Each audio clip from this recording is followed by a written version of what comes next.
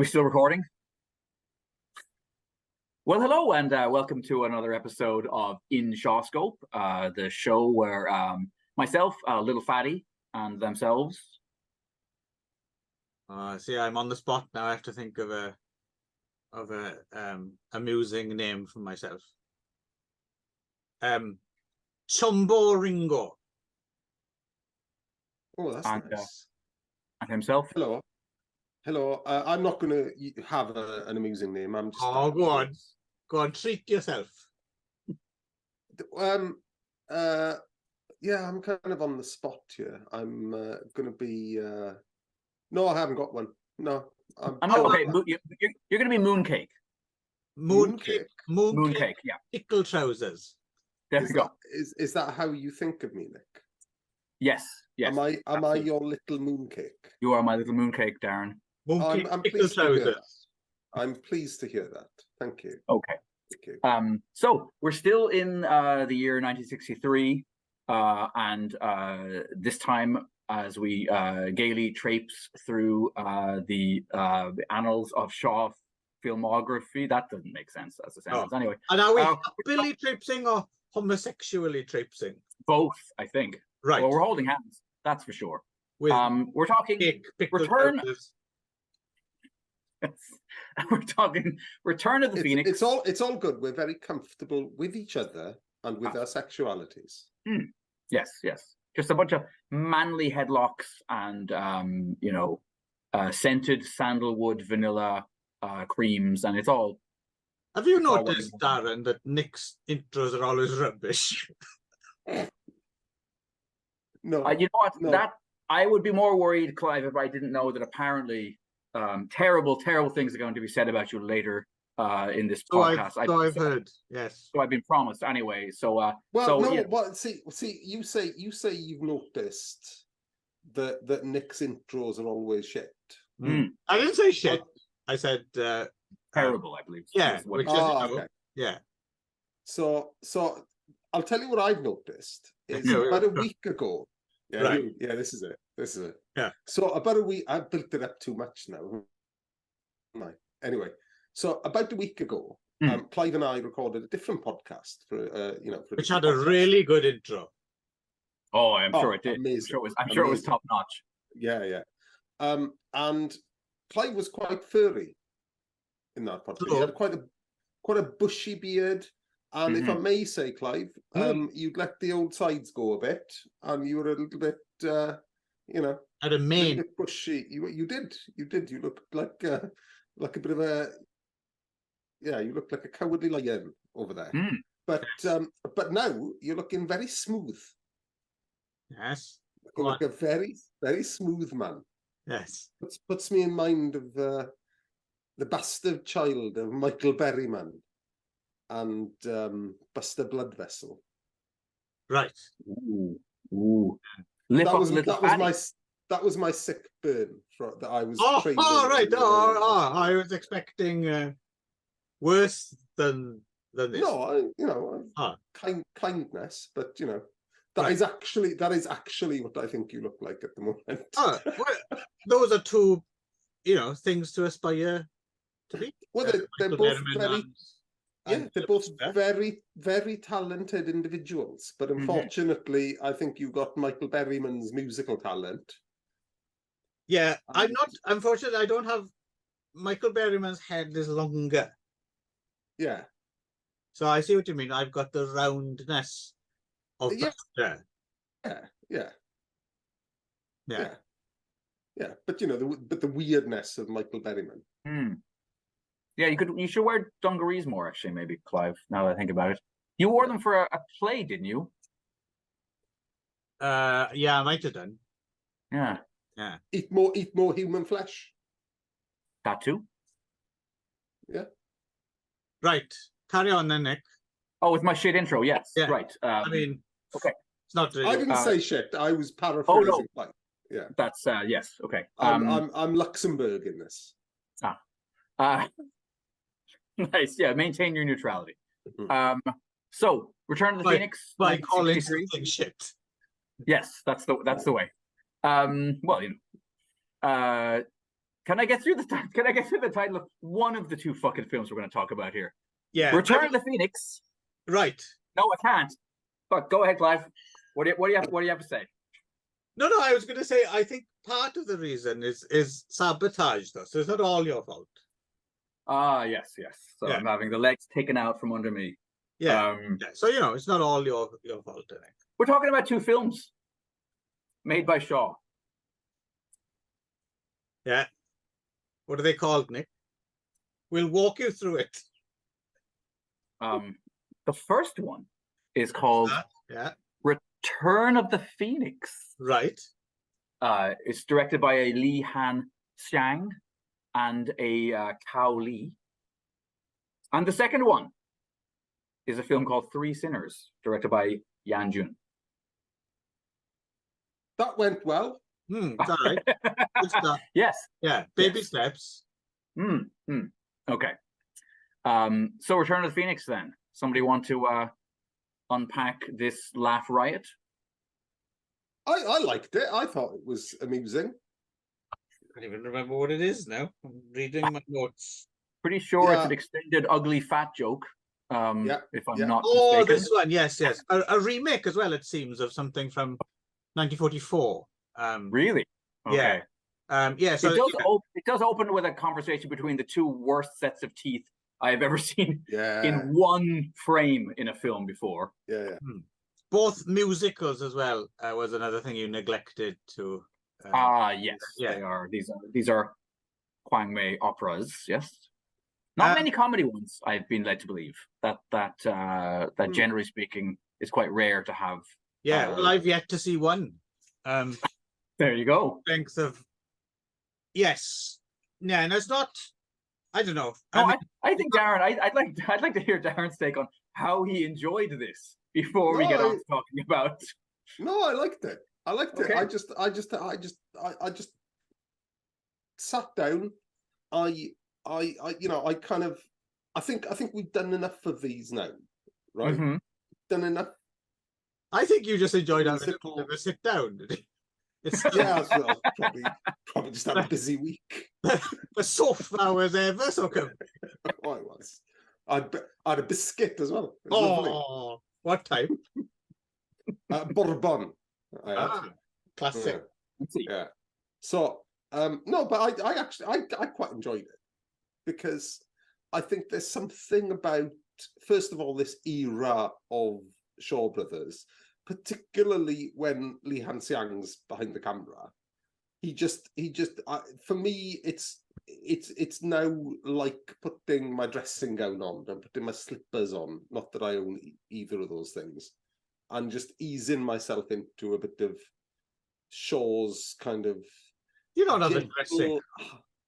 I haven't got a dressing gown. No, I don't have a. What, I don't own what, a dressing gown. what do you wear when you immediately come out of the bath or shower? I dry myself in the bathroom. Yeah. You put your clothes back on. And then I just put my clothes back on, Well, it's a new set of clothes. It's not the. No, I understand, but still, that's astounding to me. I'm sure that's what you I don't do that, do you, Nick? No, I would leave. I have a towel around my waist mostly, or around my tits, and then I'll go into the laundry room, which is off to the side here. I'll get a fresh pair of underpants. So what's the why? So are you feeling vulnerable when you put it around your tits, and you're feeling? No, I think it's just I find that like after I shower, water seems to collect in my clavicle for some reason, okay. and then it's but just you can wipe that. Yeah, but you can wipe that with the towel. For those who don't know, by the way, James Clavicle was the writer of Shogun, of course, is what Nick is referring to. Yes, fine novels. But anyway, and then I'll it depends on how much, like if I want to kind of have a Sean Connery Terry Cloth kind of robe effect, then I can bring it right up so that just. You don't own a dressing gown either, Nick. I do not own a dressing gown. No. Huh. I didn't realize I was YouTubing with a couple of barbarians. This is shocking news. I'm not. I'm not. We've all known each other probably in excess of 20 years. I've known you for probably, how long has it been? 27 years or something, I think, Clive. Mm. Yeah, I don't see why, because see Geraldine, right? Geraldine will get out the bath or the shower. This is Mrs. Darren, for those who don't know. This is Mrs. Darren. This is my wife, and she'll just have a bathrobe on her, for 45 minutes. Oh, at least there's no need to put clothes on for a while. I don't understand. I don't understand that. I mean, I have no problem. You know, clothes restrictive and kind of. Not really. No, especially when you're still kind of damp. Yeah, no, I don't. I have to say that wouldn't work for me. I like to air dry a little bit. Yeah, but see, if you've done your job with the towel, if the towel has done its job properly, then you don't need to air dry. You're already dry. Yeah, but this is okay. This is completely aside, and then we should perhaps talk about the film in a moment. No, but just no. We're going to get to the bottom. This is more important. Well, I'm just going to add. I'm just going to add something that's connected but not really connected. So when I was a kid, I found it necessary to take all of my clothes. Oh, you're not going off on a tangent, are you? Yes, to take a dump. I couldn't be constricted by clothing at all. Like to have a pair of like jeans or pants around my knees, kind of binding. Like I needed to be able to fully spread out in order to lay some cable. Oh no, I've got horrible imagery now. I don't want to think about this. You sweaty good taking a dump, going. And also connected to this, I also couldn't have any like if there was a magazine, if there was like a like a whatever, if there was anything in the room that had a face on it, that had to be turned over because I found that highly disturbing. That's the Catholic in you, though, isn't it? I would imagine. Yeah. It's not a sin to shit.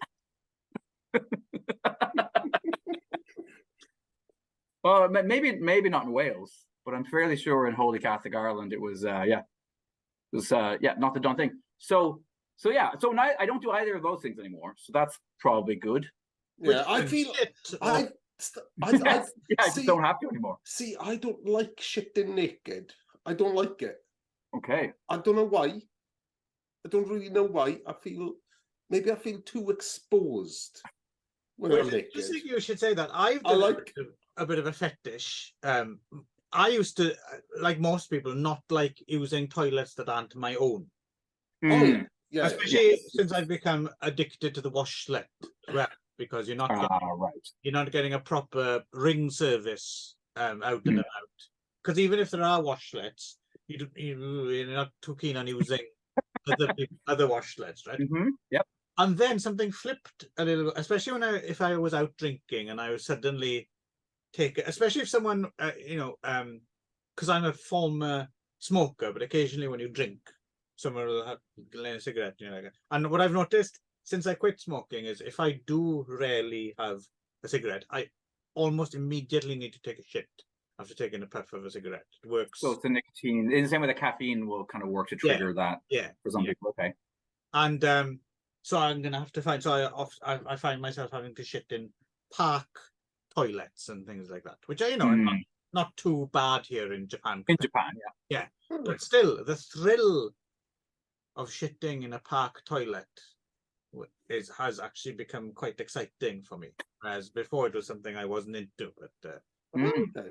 That's interesting. That's interesting. Yeah. So the squat, are we talking squats or are we talking like proper sit No, down? I don't like the squats.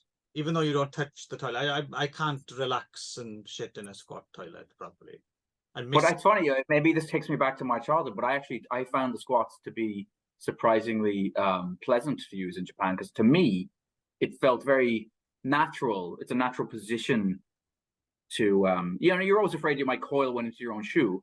That's always there. That's the thing. I think it's the trauma of when I was a kid. I'm sure this happened to most of us. At some point, when you're out playing in the woods, you have to take a dump, and you do it, but you haven't pulled your trousers down properly. And when you get home, you discover you've got a turd down the back of your outside of your trousers. So, just coiled one right into your own pants. Yeah. No, on the outside, because you'd notice straight away. I think if it was on the inside. But if it's on the outside, someone has to say, "Oi, Clive, beth yw hwnna?" So hang on. So when you're saying squats, do you mean just like the hole with the plastic surround where you just squat and shit? It's like it's a ceramic. Yeah. What's the plastic about? What's that bit? That sounds like a crime scene. Yeah, no, No, like- it's like a ceramic. It's a ceramic. They're they're relatively nice. And then you've got a kind of a flush thing at the front, which you can use your foot if you don't want to touch it. Yeah, always foot. And yeah, I usually want my foot too. No, but is it a hole in the ground? Yes, that you have to squat over. Yeah, that's what it is. Yeah. Yes, technically, but it's more like a sink. It's like a sink buried in the floor. Yeah. That's what I'm thinking. But it's not like a hole that somebody's dug. It's not I didn't realise that was a thing in Japan. Yeah. No, yeah. I've never shat in one of them. I am quite. I'm. It's trepidation. Yeah. Yeah, I'm good. Yeah. Well, it's on the list. Don't you worry. I'll be talking to you about that in Japan. A toilet. Yeah. Well, there's a couple of toilet options in Japan. Well, yes, yeah. You can either get the nicest one you've ever seen, or sometimes some pretty filthy. Get Transformers toilets in disguise. You can shit in Optimus Prime's mouth, which I think is something we've all wanted to do. I last thing I once had to use a squat on a choppy sea voyage, going from one of the Okinawan islands to one of the other ones, and that is truly terrifying because the boat's listing like this. Yeah, you're hanging on to like two kind of the walls while trying really not to shit in your own That's shoe. the thing with the squat toilets. Is the idea is they're more hygienic because you don't touch them, but the thing is people miss. Oh yeah, you can it's all sometimes it's everywhere other than in the actual. Oh yeah, if somebody has a case of diarrhea, they'll just fire hose it down the floor and up the wall. Yeah.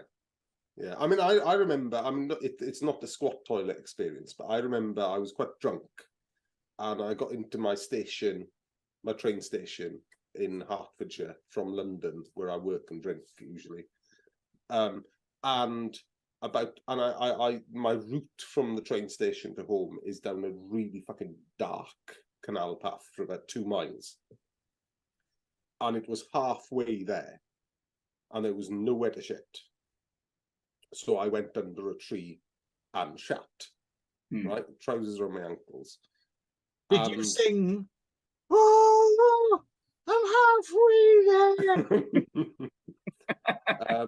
No, although I could have done with John Bon Jovi's "Luscious Locks" to wipe myself with. Right. Yes, it's all he's good for. Which brings me to the problem at hand. So quite drunk, squatting, and it was quite a loose movement. So it wasn't diarrhea, but it was then the in between. Yes, the loose. It lacks that certain consistency you really want from a well-formed turd. Exactly. So it was a kind of a whipped cream kind of consistency. Is that kind of thing. Yeah, exactly. Yeah. You needed either Bon Jovi's locks or a cornet.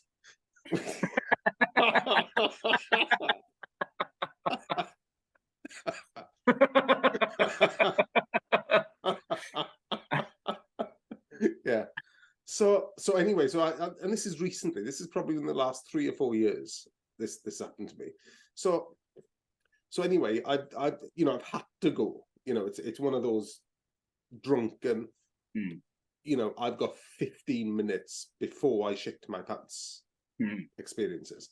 So I've done it, and then obviously, as an afterthought, what the fuck am I going to wipe my ass with? Because it's because I'm covered. It's a mess down there. Right, it's carnage down there, and I thought there was some leaves in front of me. Bon Jovi got off a few stops ago, didn't he? Well, that's the problem, isn't it? He gets off at Tottenham Hill, and I get off at Broxbourne. That's the issue. And anyway, I accidentally grasped some stingy nettles instead of leaves that I thought they were, and I fell over, and I basically covered my whole body in shit, my own shit. I want to see Geraldine's reaction when you come home.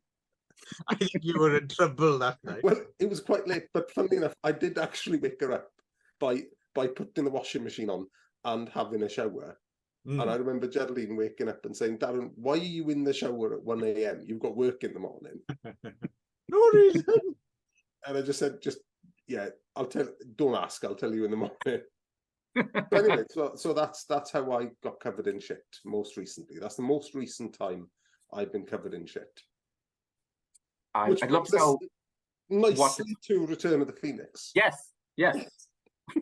I think so.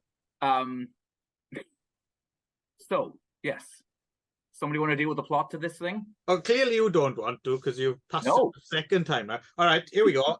So there's some sort of, well, it says on the Hong Kong Movie Database he's a deputy minister, but I thought he was some sort of military general. Yes, that's the impression I got too. Yeah. This is Chang Miao, right? And he's relaxing in his hometown, hanging out with a very toothy prince in the form of Chang Kwang Chao, who those aren't his teeth, it seems, in real life. They gave him good. Yeah. That's probably for the best for him. Yeah. And I think also what's her name? Chang Yan Yang, who's the rotund lady. I think she's probably wearing some falsies. Possibly. Yeah. So anyway, they're hanging out, enjoying, having some snacks and some drinks, and then they go and they befriend a martial artist. This is Chin Feng, right? Yeah. And I can't remember why exactly, but Ching Miao takes such a liking to him, he decides to promise one of his daughters. His favorite daughter, who's not the eldest, younger one, Li Shang Chun. But somehow Chin Feng gets confused and he thinks it's the other one, the fat, ugly one, let's be honest, Chong Yang Young. And also Well, he gets confused because mom gets really mad. Right? Mom's like, I'm not having this. The mother, Cao Pao Shu, decides, well, you can't give away your younger one before the older one. And so she kind of manipulates the older one to go and try and seduce the prince. At which point, I mean, it's a difficult one to kind of forgive, really. I mean, not politically correct. I get it. She's overweight and she's not particularly good looking, but you know, he refers to her as a ghost. Goldfish eyes, large mouth, big teeth, big feet, and I refer to a ghost a few times. And he runs away, right? Rather than he runs away to war in the south. Yes.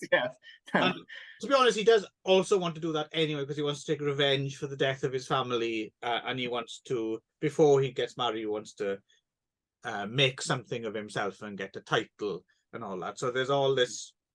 There's all, and we should reiterate it's a musical. So there's all this mistaken stuff going on, and then Toothy Prince sees his chance to move in on the good-looking daughter, and then, if I remember correctly, everything's interrupted by war. There's a mass exodus. Everyone has to go to the south, and then everyone's reconnected, right? And again, Ching Mao was like, "Oh, that reminds me, we should marry your daughter." And she, yeah, I'd like to, but and all this. But then eventually, it's all sorted out, and he's like, "Oh, you meant the hot one? Oh, yeah, cool. I'd like to do that." And meanwhile, there's even a song about how, you suit each other, you two ugly fuckers. You and eventually they kind of agree to tolerate each other, really. and the good-looking people stay with the good-looking people, and the not good-looking people subject each other, and that's about it, right? Am I missing? Yeah, except that major- there's kind of in that middle part there, like I can't remember the exact machinations of how it all works out, but Toothy Guy thinks he's marrying the one he wants, and then she thinks she's like, they both think they're marrying somebody else. because he's pretending to be the young guy. Yeah, exactly. So Toothy Guy has got it in his head that revenge hero bloke is marrying the pretty daughter, but revenge hero bloke thinks he's marrying the ugly daughter, which is why he escapes. So Toothy bloke pretends to be hero bloke. Yes, hero guy.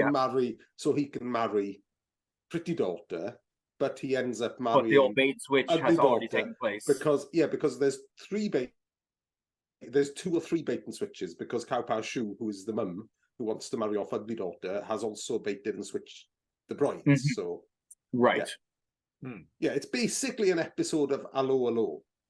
Pretty much. Yes. Yeah, and it turns out to be Darren's favorite film of all time. No, not at all. But I was just happy. I was just happy. Oh, that's so fun. Kind of I was happy to have a sit down. You weren't covered in shit for a change. I was not, for a change, covered in my own excrement. One of those rare evenings.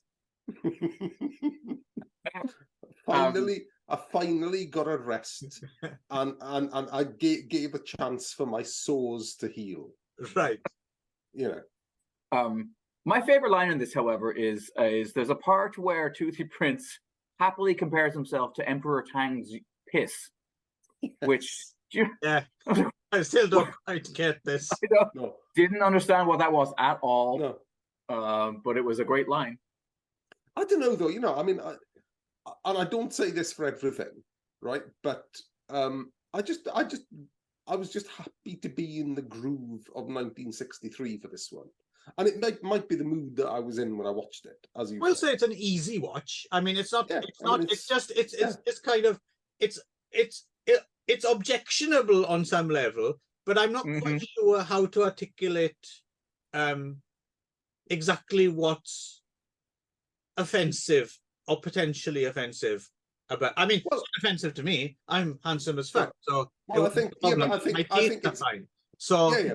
But I think it's inoffensive. The reason I liked it is although it's got some very offensive tropes in it, excuse me, it's actually a very inoffensive film in that it's got this kind of innocence and kind of lightness that is this is just a bit of fluff and entertainment. The thing is, though, being 3 studs, what we should have done is we should have got covered in shit. No, we should have got an ugly, fat, buck-toothed guest on to watch. Yes. And would they be offended? I think. Of course, it bounces off us Adonises. Yeah. But I would agree with it, Darren. It wasn't difficult to watch or like a chore or anything. No, because it's short. It's not over long. It is short as well. It's not like 2 hours of these videos we watched. I mean, don't get me wrong. It's nothing like Lee Han Xiang on his ear. No, it's fluff. Right? So exactly. It's not adulterous or enchanting shadow or anything like that. No, not at all. Not at all. But I got on with it fine. I'm not going to watch it again. But we're all, even after we've got into the groove of early Shaw Brothers and particularly Huang Wei Opera, we've kind of acclimatized ourselves to that environment now, haven't we, the 3 of us? So, these things are a little bit more accessible. But yeah, I was just happy to, just crack on with it. It was fun. I just dove in and got carried along with the current of the film. What did you make of it, Nick? Yeah, as I said, it's not my favorite of the films we watched for these couple of episodes, but It was fine. I mean, it wasn't a grind. It wasn't painful to sit through. It was just not great. It was, you know, it was just broad comedy, very like wah wah wah kind of stuff. Do you see what I mean though? It's a little bit difficult. It's not very difficult to articulate, and maybe one of you will do a better job of it. But there's something preventing it. Like you watch something which is in some way offensive or just not on, and somehow you can convey that and you can separate whether something's well made or something, but at the same time it's, you know, message is reprehensible or something like that. But this, it's not it's not that strong, you know, it's not like it's a musical that's, you know, about sending Jews to the gas ovens or something like that. But it's, I don't know, something is, I don't know, there's something preventing me from identifying it as mean, then. Let's put it that way. There's something not mean about it, even though it is kind of mean. Do you know what I mean? Like it's not that full on. It's like the subject matter's mean, but the treatment is light and innocent. I don't know if I'd go as far as innocent. I mean, it is still, I don't know, the good-looking folks kind of team up with each other, and then, yes, but it's, I don't know. There's no sting. Yeah, and to be fair, the ugly folks aren't happy at the end either, are they? No, that's no. The pretty folks are happy. The ugly folks are kind of bickering still. You know. Yeah, and the butt of the joke in a way. Oh yeah. Look at that. Everyone else is happy ending. Look, they're having a horrible marriage. Those are also they're the duplicitous ones. So the both of them are duplicitous, which, you know, you can make the argument, well, they're duplicitous because they're ugly. Ugly on the outside, ugly on the inside. Yeah. So you can make the argument. Kind of right? Also, you can make the argument that, you know, they're in misery because they're duplicitous, not because they're ugly. But the two are intertwined. Quite possibly. Yeah. Yeah. So it's just what I mean. If you dig into it's quite problematic, but somehow, I don't know. It didn't quite strike me as. No, it's not as mean-spirited as like, you know, Deuce the Bigelow, male gigolo, or, you know, that kind of shit. That yeah, it's not on the level of the hottie and the naughty or something like that. Right? Yes, yeah. Paris Hilton. Yeah, but I mean, you don't have to go outside of Hong Kong to find mean-spirited. And no. Yeah, but also, frankly, if we're going to start to get analytical, even regardless of affronted or not offended, but, you know, questioning on these sorts of tropes, then, you know, it's everywhere in Hong Kong cinema, right? As we've already seen, we're going to see.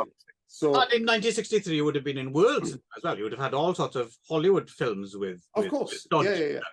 But it's the core of the story here, right? Yeah. It's not just a comic relief Chinese waiter on. Yeah. And oddly enough, that stuff is actually easier to condemn. Maybe because it's isolated and it's like, oh, well, that's not cool.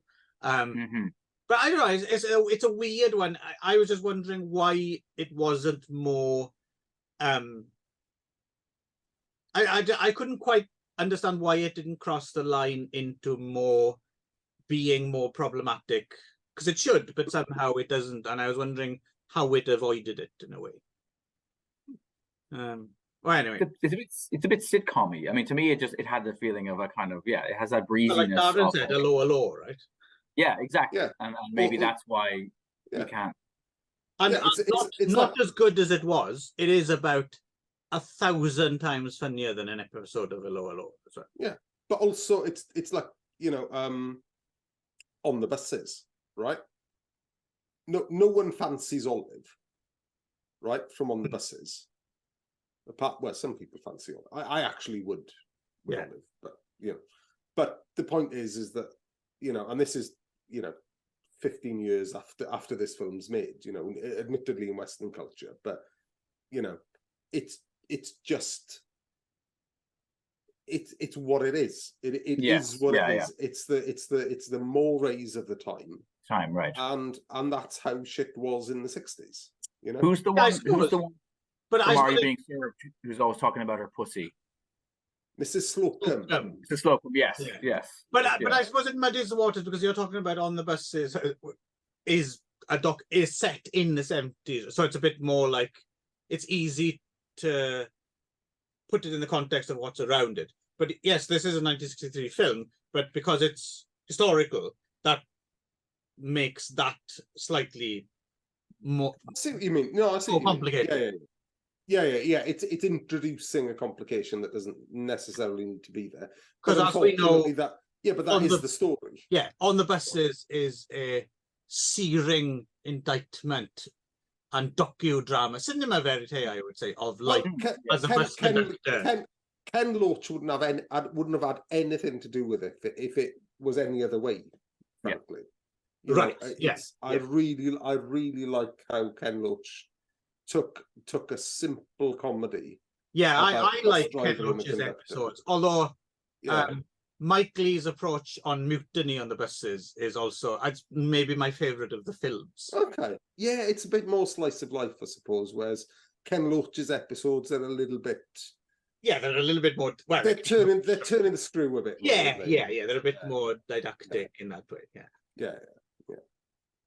Anyway, also worth mentioning, a young Lydia Shum is in this. Yes. Years before she was in Drunken Tai Chi.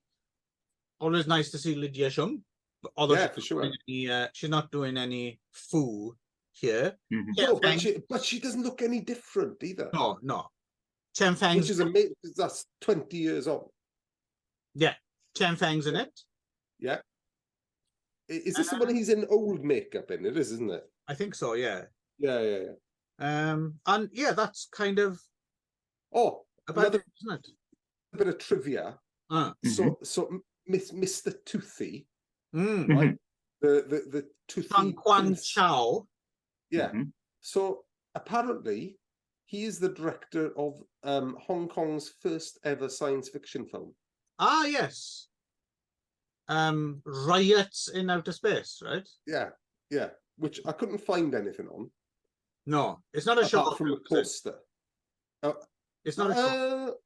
It's hard to tell. Yeah, I'm not even sure I found it on HKMDB. No, it's not, because I can see I've got a poster in front of me, and it's not a Shaw's one. It's not a Shaw's joint. I would like to see Riots in Outer Space. Yeah, I have. I'm sure you have the technology to put it on the screen, but I'm gonna. I wonder if you can see that. Yeah, there it is. Oh yes. That's Riots in Outer Space there. So if that's not the reason to bounce off of this, I mean, if we could find a copy of Riots in Outer Space, I suspect we won't be able to, but no. But also, I think it kind of, maybe for a future not episode, we could think about early Hong Kong science fiction cinema. Well, at a certain point, we'll get to the Brain Stealers, right? True. Yeah. Which is one I've never actually seen, and I've always. I've never seen it. No, and I know what it's about. Yeah. So right, okay, we put that first part to bed then, I guess. Return of the Phoenix. Yeah. What's next, Nick? Come on. Show off your brilliant introing skills. I'm sure I already said the name. Three Sinners, 1963. Did it too early. June. You would have forgotten by now after this of Darren covered in words. No, that is true. I think Nick's doing a very good job. You carry on, Nick. You liar. You little liar. You shit-covered little liar. Yes, that nettle story is going to stay with me, I suspect, for a while. Because it's I'm surprised because when you put your hand on it, didn't it feel nettly? No, you misunderstood the story. Okay. I put my hand on the nettle, realized it was a nettle, and then fell. Okay. You So felt I back. didn't Oh, wipe you my didn't ass with put it. the Yeah. nettles up your gooch. That's what I was. Yeah. No. Ah. I grasped the nettle, fell into my own shit. And see, when you often hear that phrase, grasping the nettle, it's often considered a positive, but Darren, Yeah. In story this illustrates it's not a good idea to grasp. Don't grasp the nettle because you'll end up covered in your own poo. Exactly. Fortune does not favour the bold. Do not grasp the nettle. No, the just meek remain.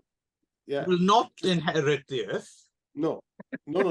It's just drudgery from here on in, and just don't get ideas above your station. No, as Marky's I made that mistake. What they say? What about the meek? I said they've got a bloody cheek. Because it's it's funny. I've had that experience once, but I didn't come anywhere close to as bad as yours. I was in Mexico on my bike when I had a similar need. I've been drinking a lot of fruit juice, which was not my body wasn't really comfortable with at the time, and eating like fresh mangoes and papayas and shit. So ran into the desert. Well, yes, well, that there's nothing more likely to give you. Yeah, I see. I think I've isolated what caused you the problem. Yeah. So ran into the desert. Those fruits are delicious to insects as well, right? I'm just saying now. Right. Yeah, and also fruit does keep you regular. So which and my body, I had been living with kind of quasi scurvy from not having eaten any vegetables or fruits for years. So going to Mexico and overindulging was a mistake. Anyway, ran into the desert, took a very squirty dump under a big cactus, and then had the same moment of like, oh shit. But what I found a desiccated nappy that somebody had thrown out of a car. So I wiped myself with a child's soiled diaper. I think I'd prefer nettle.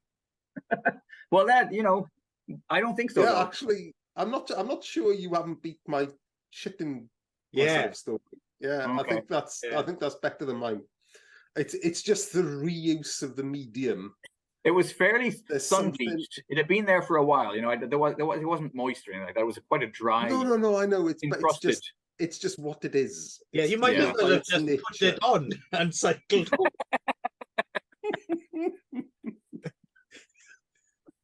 All right. Anyway, 3 sinners then. This one's a bit depressing. I like this one. This one's like the adult. Like this one. It was like the adulteress again. Only, I had no idea that Noddy's friend Big Ears was such a fuck. Who knew? Who knew he was a sex predator? Why am I not getting this joke? Noddy's best friend, I believe, was Big Ears. Yes. Oh, I was thinking, sorry, because I mentioned the hottie and the naughty. I thought about Notty's best friend, which is of course Paris Hilton. So I'm very confused. Yes, yeah. So I'm sorry, you didn't notice that our stalker rapist had yes. Yeah. Okay. Satellite dishes attached to the sides of his head. Yes. Yeah. Anyhow, I got you. It's all right. Nothing adds to a joke like explaining it. The amnesty is over. I'm still confused. Have we moved past the yellow card? So there's a man with big ears in this. Yeah, there is. And Lily Hua is in it. Mm-hmm. And Yan Jun is in it as well. So he's the director's playing quite a big part as well, isn't he? Yeah, he does. So he plays the angry husband, right? Guy. Yeah. And that. Oh, right. Sorry, I'm on. Yeah, sorry. This film had left my consciousness, and now it's re-entering slowly. Yeah. I just watched it. Yes. Skip to the end. You'll remember which one it is. Yeah. So yeah, I know what you mean. You're talking about Mei Yan Shang, right? Who plays I don't know what's wrong with him. It's difficult to tell quite what's wrong with his face, but something is not right. He looks a bit like Jimmy Carr with a World War II stereotype of a Japanese soldier.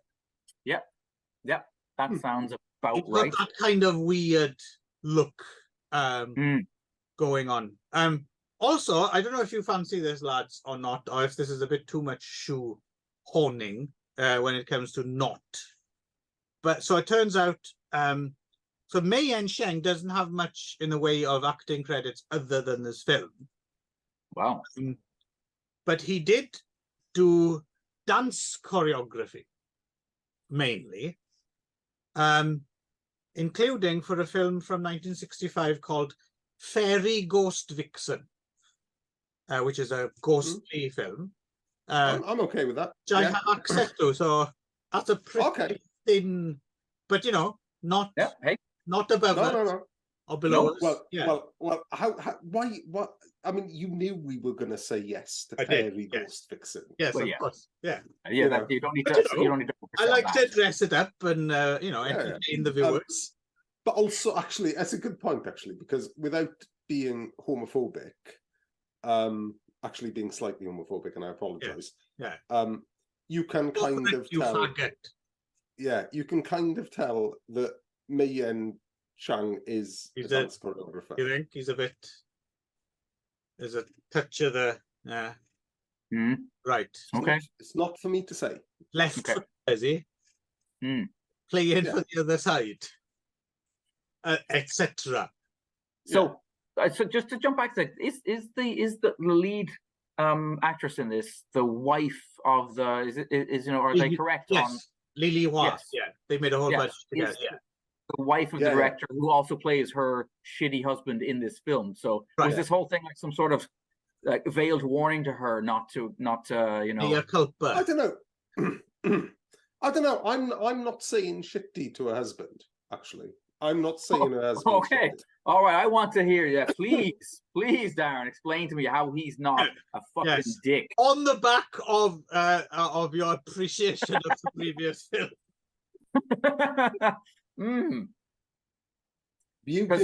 Viewed in context, and your gay bashing of just a few minutes ago. Yeah. This is turning. Yeah, dig yourself a deeper hole, Darren. It's turning into a trial.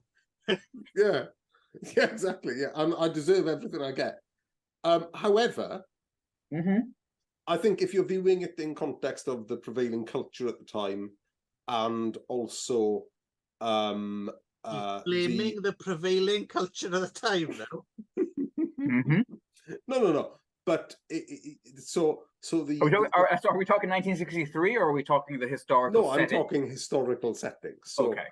So she, Lily Hua has lost her father or mother, one of her parents. Her dad. Her mom's very much in the film, and her mom is largely responsible for the shit that happens to her. Her mom's a piece of work too. Yeah, quite right. However, so she can't bury her dad because she hasn't got money. So she sells herself as a slave. Yes, she goes out and she kneels in the public square, which is one of my favorite scenes at the very beginning of the film. She's kneeling down, basically saying, "Somebody please buy me so that I can." So that I can bury my dad. And there's this little kid who completely steals the scene, like right behind her, like his little squinchy, cute face, and he's looking. Anyway, and so then she sees. So guy.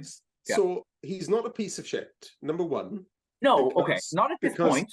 Not at this point. No. So because he immediately, almost immediately, volunteers to pay her debts, and then when she shows up at his place as essentially his wife, his concubine, and also slave and maid, he doesn't expect her to be there because he considered it just an act of kindness. Yeah. Right? He's also not a piece of shit because there's this whole business towards the end with the letter, because he's in with the rebels, and he thinks that she's taken the letter and passed it on to the authorities, and kills her. Yes. Which is terrible Yep. and fucked up, and that is incredibly wrong. However, he then realizes that she was not a traitor or not a collaborator with the current government, and then feels really terrible about it.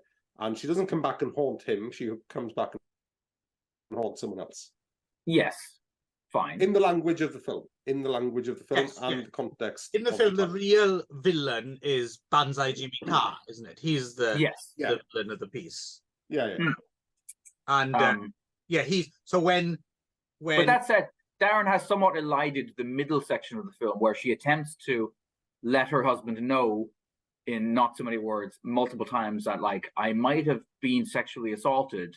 And his response to this is, any woman who's sexually assaulted is a slut and is undeserving of love, because she clearly put herself in that position where she could be right. But again, to Darren's point, that wouldn't be out of context with because even she herself thinks of herself. I mean, totally unfathomable for us now, but she thinks of herself as a slut because she was raped by Banzai Jimmy Carr, almost absolving him of blame, right? Yeah, because she made the mistake of going on a walk with him, right? Because her mum sent her on a walk with him. I mean, her mum definitely bears a reasonable amount of the blame of the situation for. I don't know. The mum seems quite impervious. She's just doddering old mum. She sees no evil in anyone in this film, right? She's very quick to forgive. The murderer of her daughter. At the end, in fact, the whole town shows up to be like, "Hey, buddy," giving him presents and stuff. It's terrible how you have to murder your wife there. But I think it's about context because he's kind throughout, and what I actually like about this film and those exchanges that you were just mentioning, which is, well, what if someone was raped? What if someone was forced? What if someone was taken away? And he's at the top, he's actually talking in the abstract when he's answering these questions because he's a doddering old fucking academic fool, which is my interpretation. So she's been raped, she's been sexually assaulted, and then she comes back and says, "Oh yeah, theoretically, if this were to happen," and he kind of ponders it and says, "Oh yes, let me just consult the records." Well, it turns out that actually she'd be a whore. Yes, lust is the worst sin. It's a proper tragedy in so much as. But that's for dramatic effect, isn't it? So that's kind of, he doesn't know that she's talking about herself. But it's a proper tragedy. That's where the drama comes from. Yeah, in so much as people are very much victims of circumstance. Like it does. There's no. Apart from Banzai Jimmy, there's no clean-cut villain and hero, which is something I did quite appreciate. When these operas do these kind of tragic stories, which are inevitably about women being wronged at the end of the day, it's the whole Alice Cooper, only women bleed kind of thing, which strikes me as that. I never find that stuff problematic because it strikes me as kind of true, right? Like there's something in general, something about how empathetic women are. They always end up getting the shitty end of the. I mean, in general, so this is a bit outside the confines of this film, but women, we all take advantage of women, I think, even if we don't try to. Would you say that's true? I think it's true. I think we all probably take advantage of our spouses being nice to a certain degree. I would agree with that, yeah. And I think, it's about women shouldering the burden. I think I wouldn't disagree with that. I think women give and men generally don't, and that's not. I'm not casting aspersions on either side or saying this is right. It just seems to me that's just the way in general it just, I don't know, it's something to do with, I don't know, some people would argue it's some kind of mothering instinct or something or whatever, but it does seem women do just seem to give and give, and depending on kind of man you are, you take to varying degrees, right? And Yeah. some or yeah, I would definitely say that there's like the general that selfishness is easier for men. We often don't feel the same level of guilt around taking for ourselves or being selfish. Right. Yeah, and I think I don't think it's too much to say that it's what we're dancing around is patriarchy. So in patriarchy, for sure, yeah. It is the culture. So in the patriarchy, women serve. Women do work to benefit men, and men in general both give the orders and do less work than the women. Yeah, I don't think it is a patriarchy thing, though. I think it's something more than that. I think women give, not just to men, they also give to other women. They give to each other. They're very giving and empathetic in general, even outside of a patriarchy. I think it's more of a biological thing. Oh, I totally disagree with that. Well, Really? because that's what. No. It's I don't think that's controversial either. It's not a negative thing, right? No, not at all. No, I agree. But it's patriarchy is.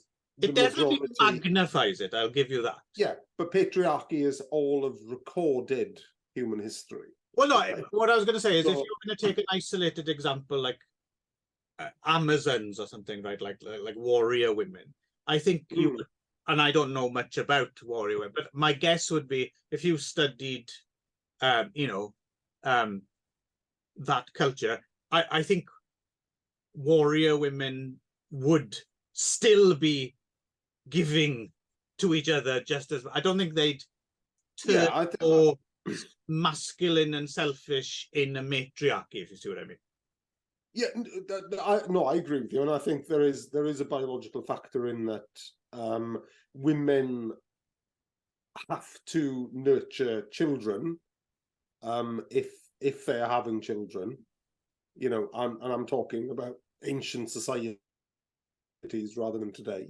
Right. But the necessity to nurture children generates a wider pool of experience in terms of experience and feeling towards the benefits of nurturing. Yeah, I mean, I don't know if you necessarily have to go.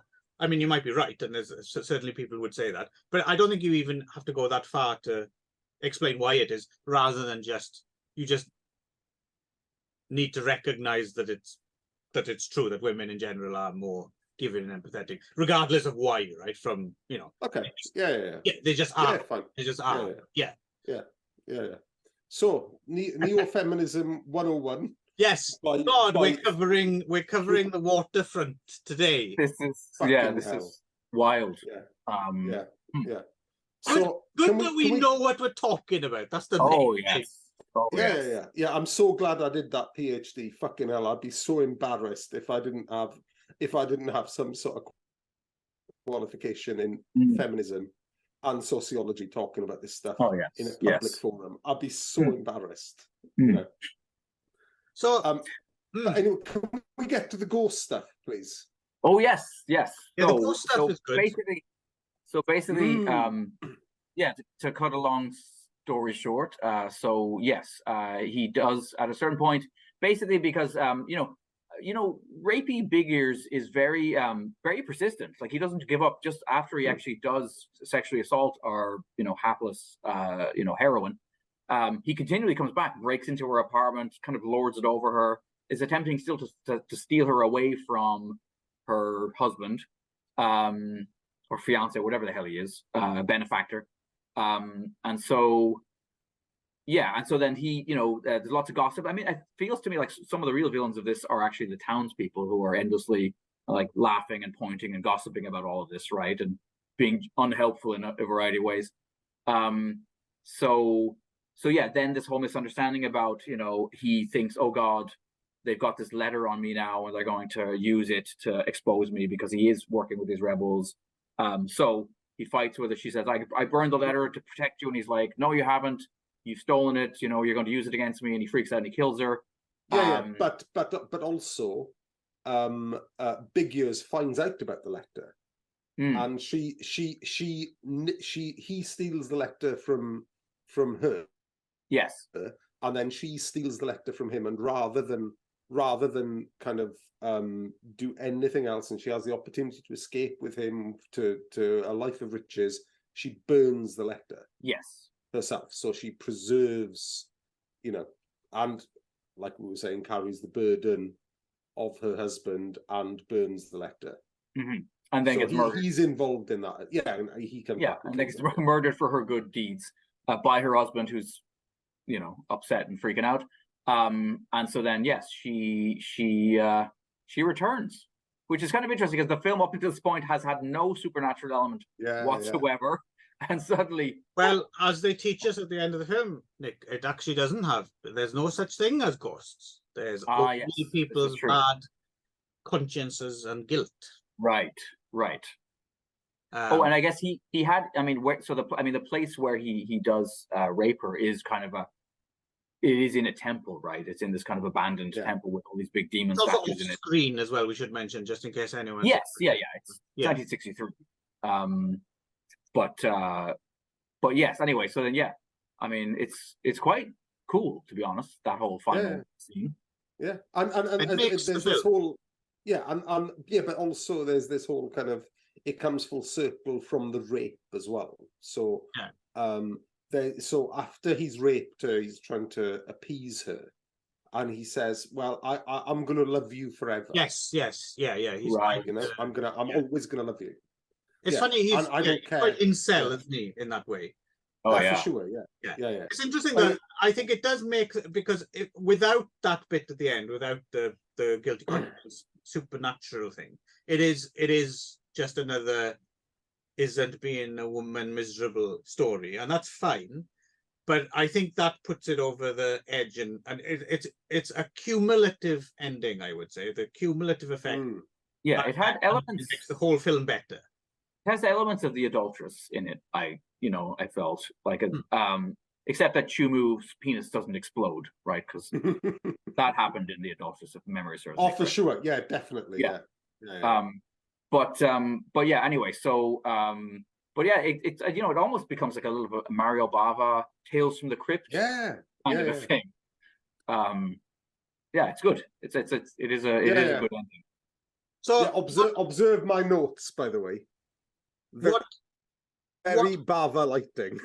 Oh, there we go. Yes. What confused me about this, right, is so the story credit, not the screenwriter, but the story credit is Shinayan, right? Now, Shinayan is going to come up a lot because Shinayan is believed to be the author of The Water Magic. Okay. And which is, of course, a huge, sprawling epic with a million different little stories in there, which were adapted again and again and again. So we'll be returning to The Water Magic many, many times. But what I couldn't quite understand, so that's like 14th century Shinayan is writing. What I couldn't quite figure out is I don't know of non-Water Magic Shinayan stories, and I couldn't find any. And oddly enough, something we missed when we watched it, apparently Bride Napping as well is based on Shinayan. Okay. For that as well. So what I couldn't quite figure out, I couldn't quite get my head around in my research in English, at least, is whether Shinayan did write other things, or if this is from The Water Magic. Yeah, a very obscure sub-story in it. Well, I suppose we'll find out when we read The Water Magic, right? But but I mean, it's the nearest comparison is going to be Romance of the Three Kingdoms, right? Which is exactly a similar tone. right? Yeah. Similar. Yes, there's breadth lots. of- Yeah, there's and like there's some supernatural shit that's going. yeah. So yeah, it. Hopefully, we can assume that there are nice little vignettes of supernatural shenanigans in there. The only thing I was slightly it doesn't quite without having read it yet.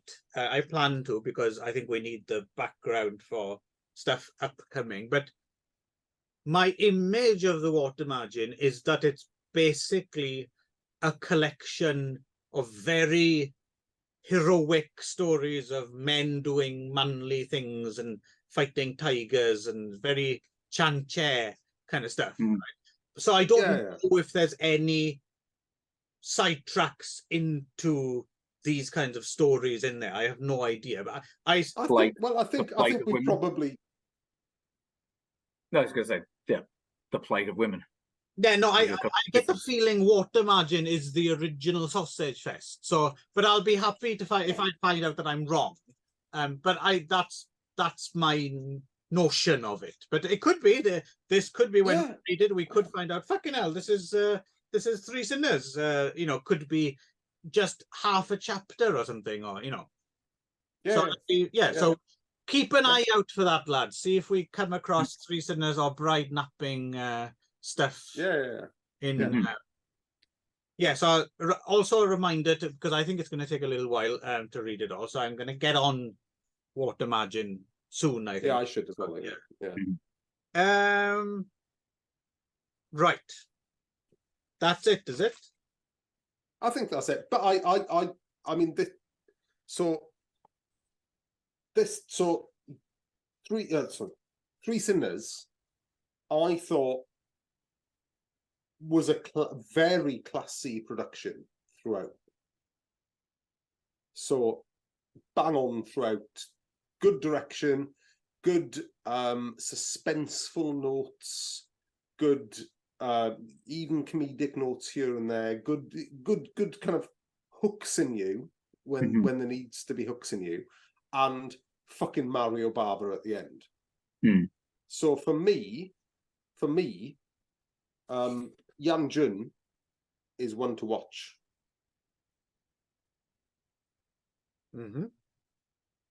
Oh, yeah, I'd second that. My connection broke then. Yeah, are we back? Yeah. Or am I back? Yeah, cool. Yeah. No, I agree. It's somber, kind of serious. I mean, the usual high production values. Singing was all good. Just a bit of a sad tale. And an important lesson as well. Like if your mom sends you to clean your dad's grave or whatever with a guy you suspect might be a sexual predator, maybe don't go. Yeah, he looks like he used to host 8 out of 10 Cats. Interesting. Thus far, we have not come across a stinker yet in the Shaw catalogue. We must have done. I don't think we have. I think almost every film we've liked them to varying degrees, but have we said, I was rubbish about any of them yet? No, I don't think so. Yeah, no, it's kind of interesting. It's coming. But it's interesting in this period. I mean, again, obviously that we're jumping over the certain things we can't see. The reason that some of this stuff is easier because it's better. But I'm kind of surprised how consistently high quality everything is thus far. I would agree. Yeah. Right. Okay. Talk us out then, Nick. Anybody have any more stories of shitting their pants they want to share? Or he didn't shit his pants, Nick. Oh no! I just his pants were clean. The only bit of him that were clean. Well, my pants were dirty, but only after I fell in my own shit. Oh, right. So then, I've got nothing. Okay, that's it. I fell in my own shit.